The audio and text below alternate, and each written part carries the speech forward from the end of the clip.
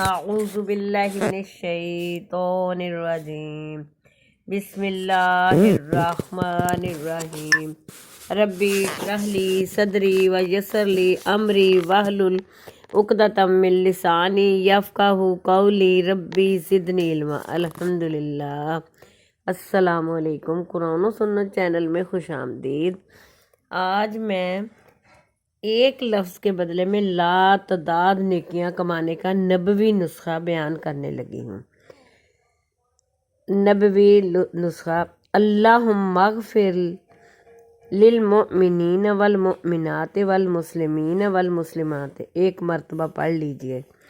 حضرت عبادہ بن ثابت رضی اللہ تعالیٰ عنہ سے روایت ہے کہ رسول اللہ صلی اللہ علیہ وسلم نے فرمایا، جو بندہ عام ایمان والوں اور ایمان والیوں کے لیے اللہ تعالیٰ سے استغفار کرے گا، اس کے لیے ہر مومن مرد و عورت کے حساب میں ایک ایک نیکی لکھی جائے گی۔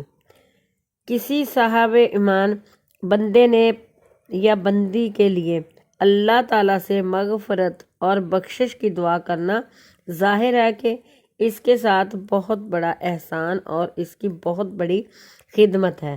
اس لیے جب کسی بندے نے عام اہل ایمان مومنین و مومنات کے لیے استغفار کیا اور ان کے لیے اللہ سے بخشش کی دعا کی تو فی الحقیقت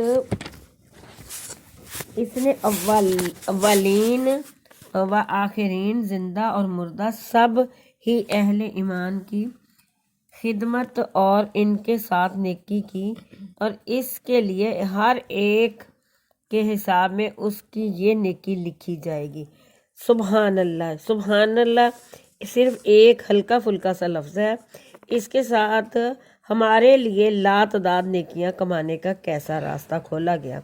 صرف سبحان اللہ لوگوں، صرف سبحان اللہ کہنے سے اللہ تعالیٰ نے ہمارے لیے لاتعداد نیکیاں اللہ تعالیٰ لکھوا دیتا فرشتوں سے۔ الحمدللہ، سبحان اللہ۔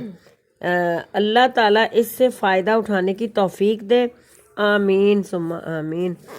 آگے تکبیرات ہیں: اللہ اکبر کبیرہ والحمدللہ کثیرہ وسبحان اللہ بکرۃ واصیلا، ربنا تقبل منا انک انت السمیع العلیم وتب علینا انک انت التواب الرحیم۔ اللہ آپ کا حامی و ناصر ہو۔ میرے چینل کو سبسکرائب بھی کریں اور شیئر بھی کریں، کمنٹ بھی کریں، لائک بھی دیں۔ اللہ آپ کو اس چیز کا ضرور اجر دے گا انشاءاللہ، کیونکہ یہ اسلامی ویڈیو قرآن حدیث کے مطابق ہے۔ اللہ حافظ۔